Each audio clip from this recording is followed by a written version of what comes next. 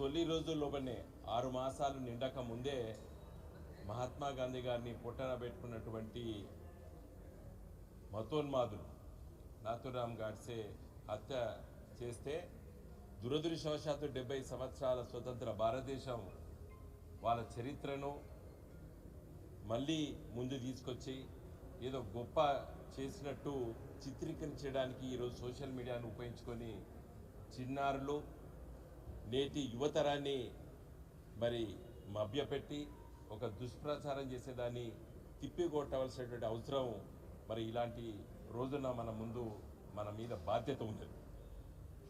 దేశ స్వాతంత్ర్యంలో పాల్గొనని వాళ్ళు ఈ రోజులలో వాళ్ళని గొప్పగా చిత్రీకరించి ఒక గొప్ప వ్యక్తిని ప్రపంచకి ఒక గొప్ప సూత్రీకరణ చేసిండు. ఏది అహింస ద్వారా, నాన్ వైలెన్స్ ద్వారా తమ హక్కుల్ని కాపాడుకోవచ్చని చెప్పినటువంటి ఒక గొప్ప ఆలోచన విధానాన్ని తీసుకొచ్చినటువంటి మహాత్మా గాంధీ గారి అడుగుజాడల్లో ఈరోజు ఈ దేశాన్ని ముందు తీసుకోవాల్సిన బాధ్యత మనందరిపైన ఉన్నది. ఇంతకుముందు వసునాచారి గారు చెప్పినట్టు ఆ స్ఫూర్తితోనే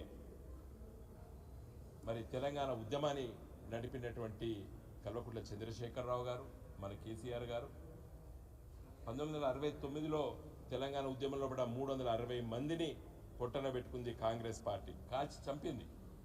కానీ మలిదశ తెలంగాణ ఉద్యమం కేసీఆర్ గారి నాయకత్వాన మహాత్మా గాంధీ గారి స్ఫూర్తి నాన్ వైలెన్స్ ద్వారా తెలంగాణ రాష్ట్రాన్ని సాధించుకున్నటువంటి విషయాన్ని కూడా గుర్తు చేసుకుంటూ ఈ గొప్ప మహనీయుడు మహాత్మా గాంధీ గారిని స్మరించుకోవాల్సినటువంటి ఆవశ్యకత ఈరోజు ఉందని తెలియజేస్తూ మరి తెలంగాణ భవన్లో మేమందరం కూడా మరి మహాత్మా గాంధీ గారిని మళ్ళీ ఒకసారి స్మరించుకున్నాం. జై తెలంగాణ.